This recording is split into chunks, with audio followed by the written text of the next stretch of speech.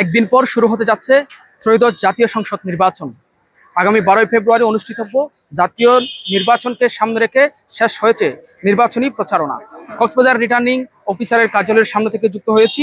দেশের সর্বদক্ষিণের জেলা কক্সবাজার। এই জেলায় রয়েছে 4টি সংসদীয় আসন, আর প্রতিটি আসনেই মূল প্রতিদ্বন্দ্বিতা হচ্ছে বিএনপি ও জামাতের হেভিওয়েট প্রার্থীদের মধ্যে। এর মধ্যে কক্সবাজার 1 চকরিয়া পেকুয়া আসনে প্রতিদ্বন্দ্বিতা করছেন বিএনপির স্থায়ী কমিটির সদস্য সালাউদ্দিন আহমেদ। বিএনপির দুর্গখ্যাত এই আসনে তার বিপরীতে লড়ছেন জামাতের প্রার্থী আব্দুল্লাহ আল ফারুক। টানা তৃতীয়বার অর্জন করেছে দেশের সেরা সুপার ব্র্যান্ড স্বীকৃতি বসুন্ধরা টিস্যু। ভোটের মাঠে নবীন এই প্রার্থীর সাথে প্রবীণ ও দক্ষ রাজনীতিবিদ সালাউদ্দিন আহমেদ এর মূল লড়াইটা চলবে।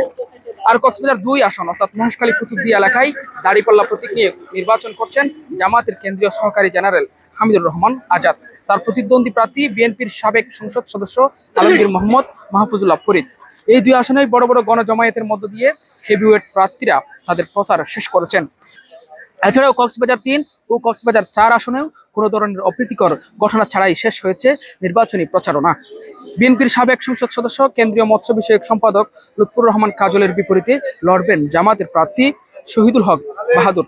কক্সবাজার 4 আসনেও সাবেক হুইপ বিএনপির জেলা সভাপতি শাহজাহান চৌধুরীর বিরুদ্ধে লড়বেন জেলা জামায়াতের আমির নূর আহমদ আনোয়ারি। সব মিলিয়ে কক্সবাজারের 4টি আসনেই ভোটের মূল লড়াইটা হবে বিএনপি ও জামায়াতের মধ্যে, এমনটাই বলছেন স্থানীয় রাজনৈতিক বিশ্লেষকরা। এদিকে নির্বাচন ঘিরে আইন শৃঙ্খলা পরিস্থিতি স্বাভাবিক রাখতে সর্বোচ্চ প্রস্তুতি নিয়েছে প্রশাসন। কোনো ধরনের সহিংসতা বা অপ্রীতিকর ঘটনা ঠেকাতে যৌথ বাহিনীর নিয়মিত টহল ইতিমধ্যেই শুরু হয়েছে। সবকিছু ঠিক থাকলে আর মাত্র একদিন পরেই কক্সবাজারে শুরু হতে যাচ্ছে ভোটের ব্যালট যুদ্ধ। কক্সবাজার থেকে ত্রয়োদশ জাতীয় সংসদ নির্বাচনের সর্বশেষ ভোটের পরিস্থিতি জানাচ্ছিলাম আমি সাইফুল আফরিদি।